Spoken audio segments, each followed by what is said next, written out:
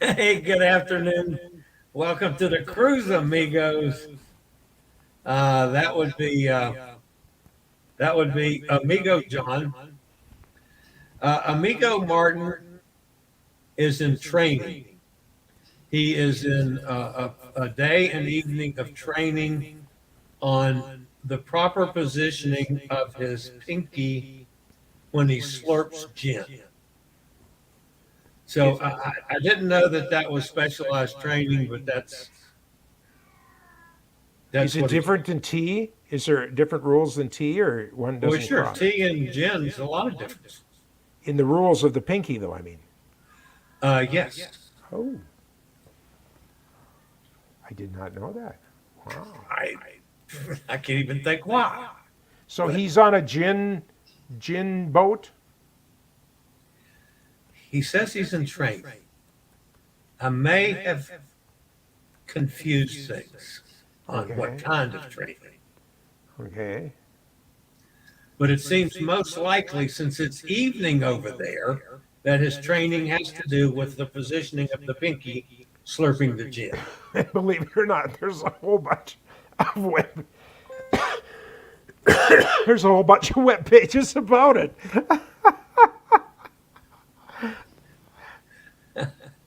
No, there can't be. There are. I'm looking at them. I pulled that right out of the left cheek When of you know drinking what. gin, pinkies are meant to be down. Ah, shit, that's Yeah, funny. yeah, yeah. Yeah. Brachydactyly means a short digit, a general term to identify fingers and toes that are shorter than normal. So if you have brachydactyly and then you're drinking tea, you've really got a problem because you have a short finger to begin with. So how do you get it out there, you know? Yeah, I don't drink gin. So I I don't gin, drink. gin and tequila. No. Oh, and you don't I'll drink drink tequila. anything else. See, I don't like tequila shots or something. I could never handle those my whole Any life. kind of tequila. But margaritas, man. Oh no. Oh, oh. The last margarita I had, I was in Pittsburgh, Pennsylvania. I woke up the next day in Houston, Texas, married. I've not had tequila since. And then there's the famous book, of course, Tequila Tequila Mockingbird. Tequila Mockingbird. You've read Yeah, that, haven't they you? slurp that down instead of flopping around in the bird bath. Oh man, All right, so I we're being a little blow silly I here. blow my first joke. Oh, that's terrible. So Okay, amigo John. yes, Last week we were in panic mode because you had been rushed to the hospital. We're laying around with the nurses, drinking whiskey out of the scope bottles, and, you know, pretending that you were sick. yeah, And of pretending. course, I'm in a panic mode, Yeah, as is everybody that's watching this silly show. it was a tough couple of days again, and fortunately, it seems that getting past that and taking some suggested. Well, I'm taking three medicines from the doctor, and then a couple of side things, vitamin kind of things. CoQ10, if you've heard of that, um, which is an actual prescribed remedy for COVID Is there backslash. cold cute? You No, know, there ain't no there's no cold CoQ10. cute No. in this from your store. Nothing in there. No. Oh, by the way, there's something that we have not talked about through all of this John's a drug dealer thing. Yes. I don't know if you know, but it's a federal law that if you admit to being a drug user, you cannot own a gun. When you go through the paperwork at any regular gun store in America, now it's all on computer and it's pages and pages of questions about your behavior and your history and all this. And one of the little sneaky questions that go by in there is you understand that, or you testify that you do not use any illegal drugs. Now, of course, the one big question is that's not been answered is the products that we sell, which have been made legal by the federal government, considered to be those kind of drugs or not? But if you're a marijuana user in any state in the union and you own guns, you are at serious risk. That's what happened to Hunter Biden just last week, or in this fallout that he had. He pleaded guilty to a couple things and then didn't go to jail and whatever, blah, blah, blah. One of them was exactly that. You cannot admit to having even puffed on a marijuana cigarette if you own a gun, because a certain attitude law enforcement officer can make that into a thing that can even result in you being, in the crowbar building. So technically, all these people that go around shooting up schools and crap, they should not have been smoking. Yeah, you can't, right now, the way the laws are written, you cannot even, we're not talking about shooting even, we're talking about owning. You can't own a firearm. I'm sure they would overlook maybe a 22 to hunt gophers in your yard versus but it's just an interesting thing. And so, for instance, people are telling me with my problems that I'm having here, why don't you try your own product? And it's like, well, because at the moment, that's part of our business plan is John has to stay absolutely clean, because John does own, I have historic firearms. I have a firearm from my grandfather from the beginning of the 1900s. I have one on my mother's side from 1920s. These are still legal, licensed working guns. And then I have, my dad's shotguns. The deer rifle got sold. I'm a little sad about that.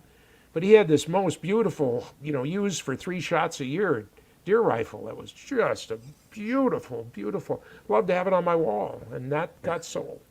But, and then I have a couple other, I'm a handgun collector myself. I'm a 9mm handgun guy. And although I'm just getting rid of some of those too, everything fits in one vault now, so.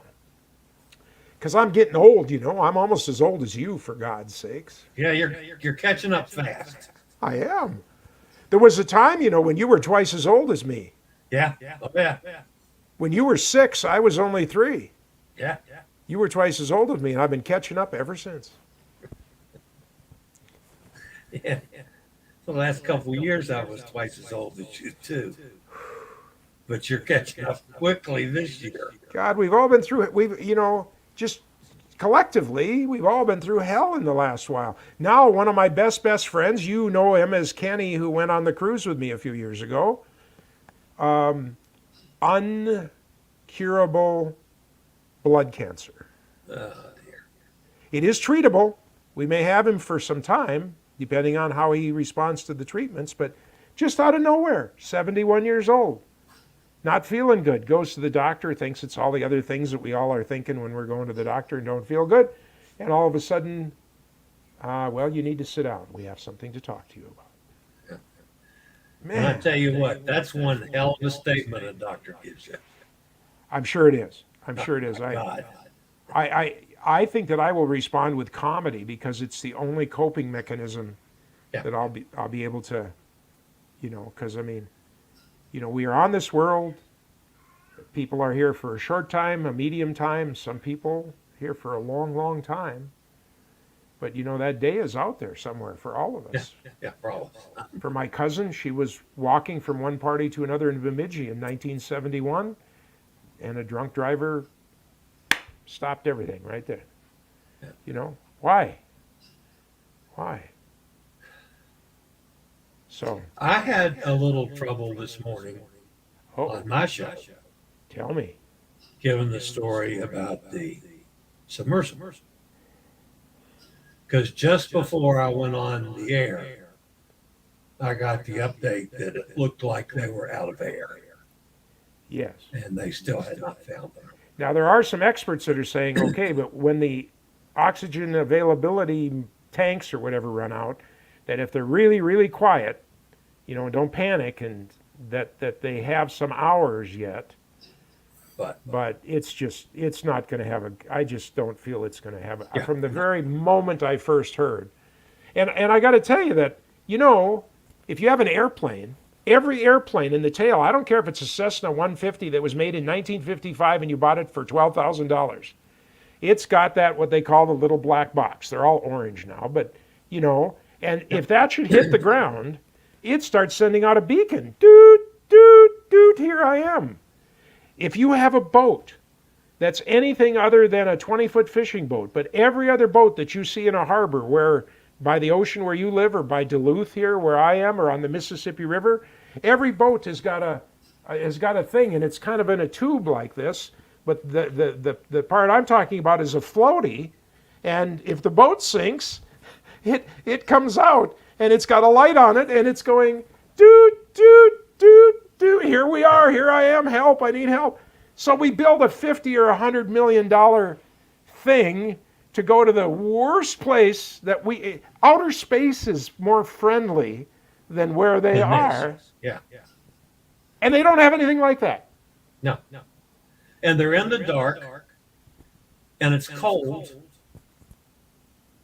Yeah, they can't see anything. It's really sad.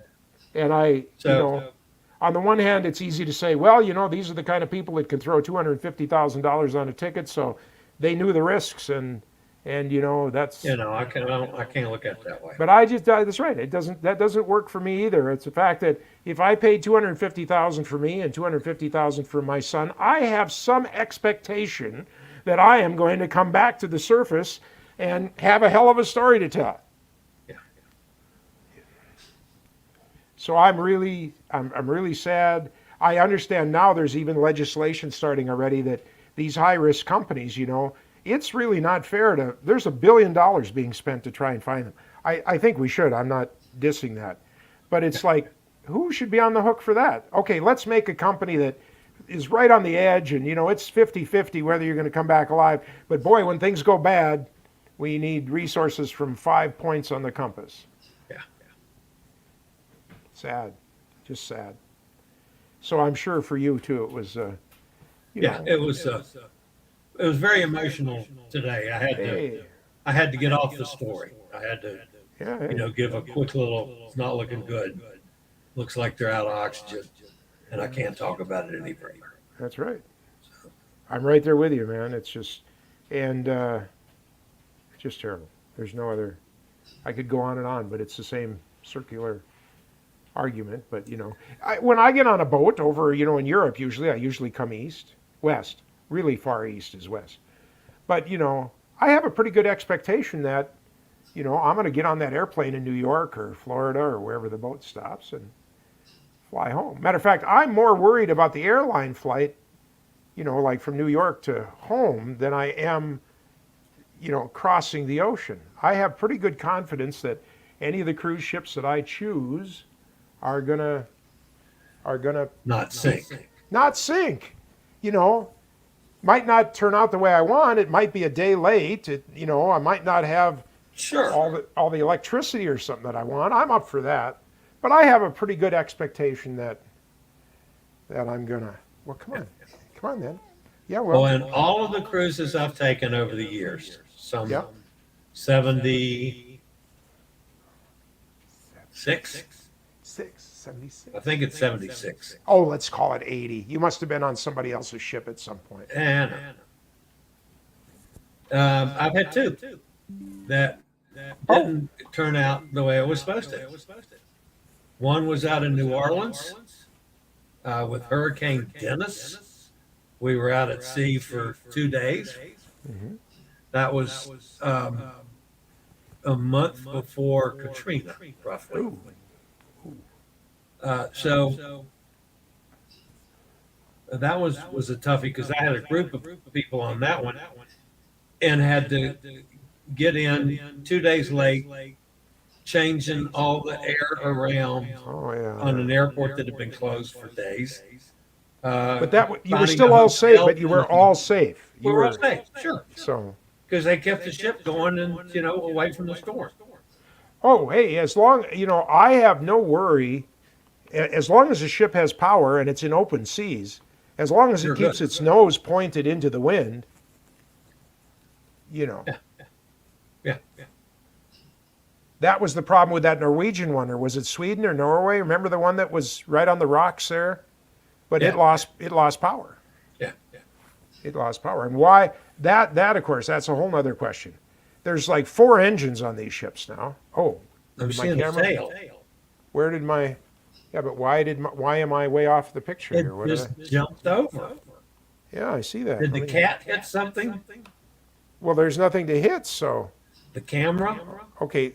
Oh, yeah. I got it.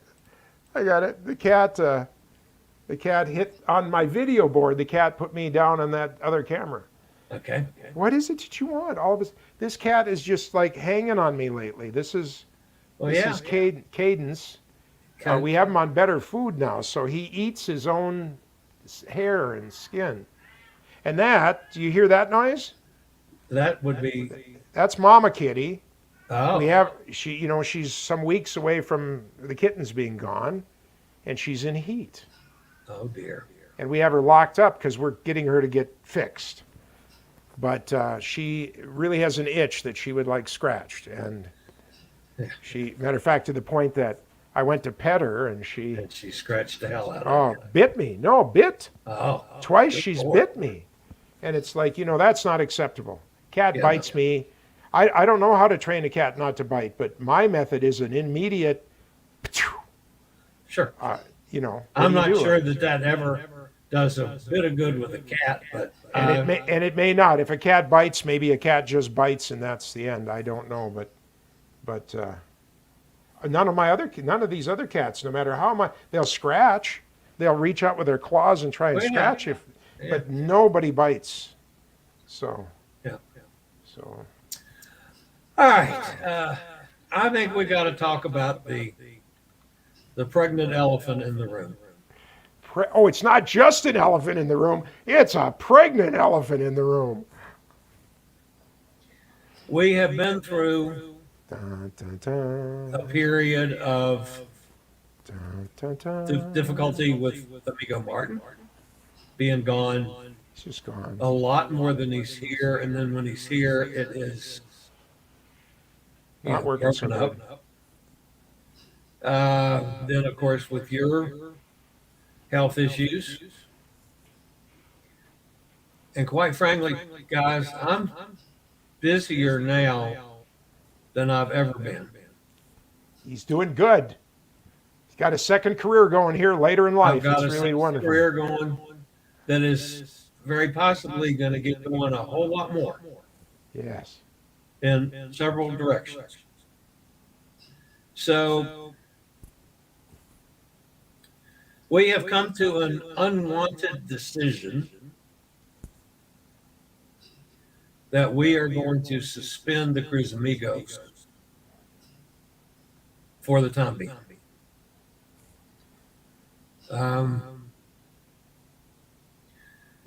This show started with a specific purpose in mind. Back in the early days, that was during the pandemic. It gave the 3 of us something to do. It gave us a chance to entertain you, provide you with information, talk about the one thing that we collectively all love. There was a good purpose to it. We had, in the early days, tremendous audiences. And I understand a lot of that was because everybody was locked down. Everybody was at home. You had nothing to do. And you got these 3 idiots that decided to go live and talk about cruising. 2.5, but okay. Yeah, whatever. Come on, what? Well, it's just not that way now. Of course, Pete, the original one, is gone. He's doing his thing. John has his business that's keeping him busy when he's healthy. And that I've obviously teased him about unmercifully, but also from the standpoint of John supplying me with what has become a very much needed item for me And so many others. and so many other people that he's helping. I'm hosting cruises now. I have 2 more cruises on the books now. One is sold out as of today. Well, it's not sold out because there's still some inside cabins left, but all the balconies are gone. We're going to have a huge crowd. When I say huge, it's going to be somewhere between 35 and 40 people Wonderful. Perfect. on the Escape December 2nd. Smaller group on the Alaska cruise because I've had several people that had to cancel, including John and Bonnie. But we do have a big cruise of a big group of folks that are on our page for that cruise that I'm going to do a meet and greet with them tomorrow night at 7 o'clock. Wonderful. Wonderful. So we'll hopefully make some friends for that cruise before we get on it. And then there's a possibility, a real good possibility, that I'm going to advance my position in the disabled community, as it were. And So you're going to like roll ahead? Is that what you're saying? A lot more work with accessible travel. Yep. So that's coming up in the very near future as well. So we made the decision to suspend the Amigos for now.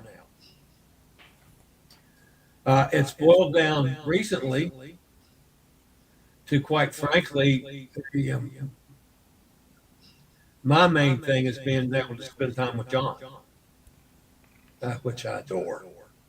But he and I will continue to do something. You just never know when we might pick something up or pop up somewhere or do something. So, hey. So, I guess, folks, and I'm sorry there's not more people in the audience today. It's really very small. But some people will see this on the replay. But guys, that's it for the Cruise Amigos for a while. John, thank you for being my partner, being my friend. And thank all of you guys out there for sharing some time with us over these last 3 years. So we've had some fun, and it's been good, and we promoted the industry and had incredible guests on. I'm going to be sad to not be talking to, Janine and the gentleman with the cruise monk, Dave Cruise, and the folks from Outside Agents, and just lots of wonderful people. Yeah, we had a bunch of good guests. Sue from the London Times. Sue. Yeah. And Christy's been on. Yeah, we've got a bunch of people. Wonderful. Hi, Robert and Sonny. So anyway, guys, we thank you for being with us. We'll see you again real soon. Of course, my show, my regular show, my 11 o'clock is going to stay the same.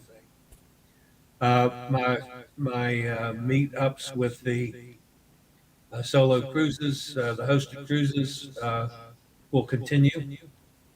And John and I will do something sometime. So whenever we do something, we'll let you know. It'll be fun. But that's it for now. Yeah. We shall see you guys next time.